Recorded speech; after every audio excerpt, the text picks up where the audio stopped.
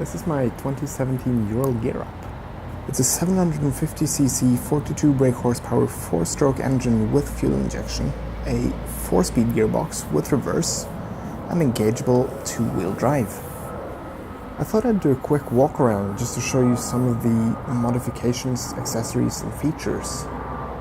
There are other and frankly better videos out there showing off the stock options, so I'll focus mainly on my own modifications and accessories. There's a quick rundown of the original features. The spotlight, spare wheel and luggage rack come standard with the Gear-Up model, as well as this handy shovel for those off-road situations gone wrong. There's a huge trunk in the back of the Sidecar that'll easily hold a helmet, an extra jacket and all kinds of other things. The engageable 2-wheel drive is also standard with the Gear-Up model, whereas the other models only have 1-wheel drive. I know there are people who say that the 2-wheel drive is unnecessary or even useless, but I can't get off and push the thing if I were ever to get stuck. So I like the added security. And besides, I've actually been in situations already where it's actually come in handy. The 2018 Gear-Ups actually come with these LEDs as standard instead of the spotlight, but I had to purchase and retrofit them.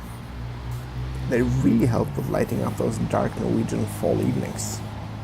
Now for the accessories. I have to confess that I've actually done little of the actual installation myself. Without the help from my father, this project could probably never have happened. So we've added this so-called footbox, both because it's more comfortable for my ankle and it just looks great on the bike.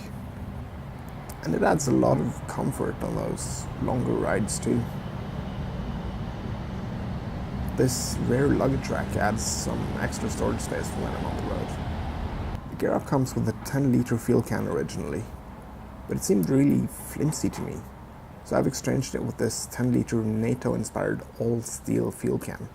It's really sturdy and it fits really well. Even the back bumper here is actually an optional accessory too. This Sidecar wheel luggage rack adds even more storage space, or it can double as a grab handle for getting in and out of the Sidecar, or even for sitting on while parked. I've also added a GV windscreen, both for comfort and for adding to that touring look. Now let me get on the bike so I can show you what's been done when it comes to driving this thing. I've added this crossbar, simply to leave room for GPS or such, as my handlebars are already full up. These Oxford heated grips, for instance, really add comfort on those colder days, and it really can extend the riding season quite a bit. The back and Sidecar wheel brake lever, which is normally handled with the right foot, has been moved to this thumb brake. And as you can see, I had to replace the original left-hand mirror so that I can make the thumb brake fit onto the handlebar. I've exchanged it with this bar end mirror, which is the closest I could get in style to the original one. Gear shifting, which would normally be done with the left foot, has been moved to this forward and reverse hand shifter. This is a purely mechanical lever, which simply moves the gear pedals down there.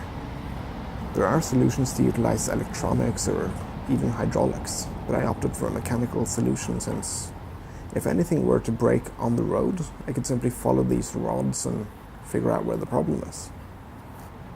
I've actually heard people say, even people without any handicaps or that have full use of their legs, say that whenever they get a new Ural, this forward and reverse hand shifter is their first purchase.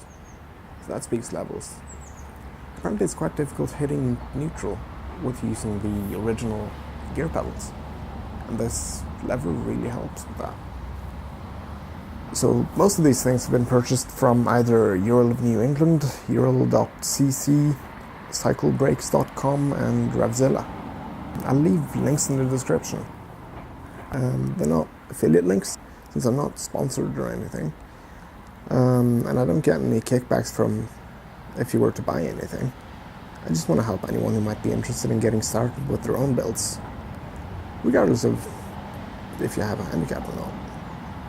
So if you have any questions at all, please just leave a comment and I'll be sure to get back to you. Thanks for watching.